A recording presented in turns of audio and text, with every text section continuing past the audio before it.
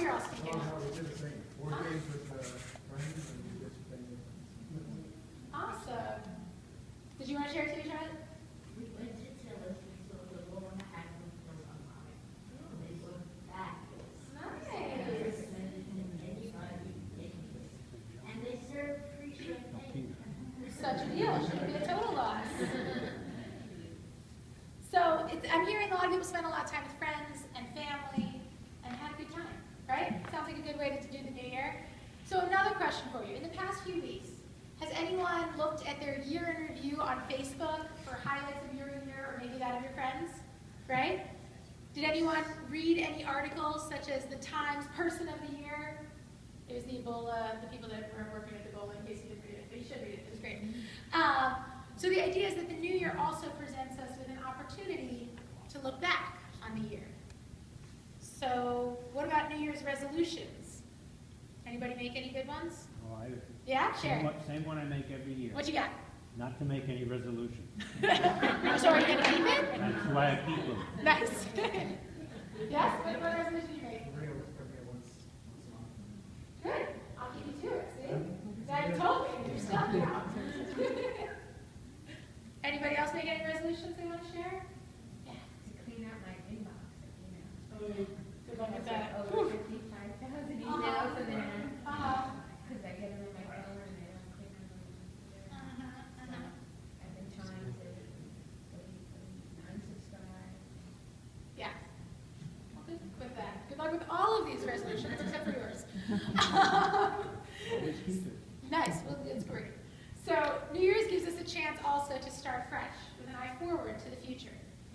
So it's pretty amazing how one day can hold so many things at once, right? A time for family and friends, a time for reflection, a time for hope, all focused essentially on 1 second at the end of a communal countdown as the ball drops just a few miles away in Times Square. A similar time warp occurs in this week's Torah portion, Vayechi. In this final portion in the book of Genesis, we witness the deaths of both Jacob and Joseph. And yet, the portion is called Vayechi, and he lived. The majority of this portion focuses on Jacob's final words from his deathbed, surrounded by his entire family. As many of us know, death has a supernatural power to bring people together. We drop our plans and jump on planes across the country to be with loved ones at these challenging times. Both the dying and the soon-to-be bereaved are extraordinarily truthful at these times. And somehow this truth makes us more alive. In the Torah portion, Jacob gives blessings to each of his 12 sons, plus Joseph's 2 sons. They each receive individual blessings, and yet they are all connected by a shared love for Jacob as the future people of Israel.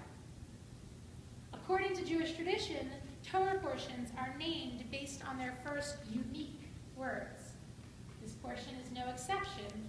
It begins by Vayechi Yaakov and calculates Jacob's age to be 147. It may be tempting to throw away this title as incongruent or inconsequential, claiming that it's only so labeled because the portion begins with the tabulation of Jacob's years, but the true action of the portion is his death. However, Jewish tradition also teaches us that all names are significant. Yes, the focus is on Jacob's death, but even at death, we think of life. We are reminded of the Jewish custom to celebrate the life of the deceased throughout the funeral, the Shiva, or any period of mourning. We must look back and remember all the moments that our loved one truly lived. While Judaism may lack a widely agreed upon stance on the afterlife, one commonly held belief is that immortality is achieved through the lives of our children, our students, and those who loved us. They carry with them the stories and teachings of our lives after we have passed, so we never truly die. We say, Zichronam livracha, may their blessings, may their memories be for a blessing. Even as Jacob was facing death's doors, he managed to look into the future and offer blessings for his family members. The end of Vayechi is also the end of Genesis. As such, upon concluding it, we say, Chazak, Chazak, v'ni chazek, strength, strength, may we be strengthened. We say this at the end of every book to celebrate the completion of learning and to encourage us to continue in our study of Torah.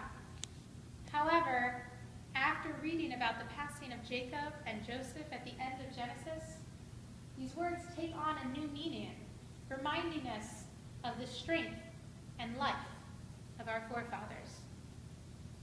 Whether we are marking the end of a life, the end of the book of Torah, or the end of a year, we take the time to both look back and reflect, but also to look forward with hope and blessing.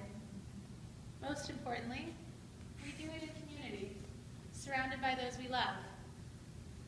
As we begin this new year, may 2015 build upon both the triumphs and the struggles of 2014.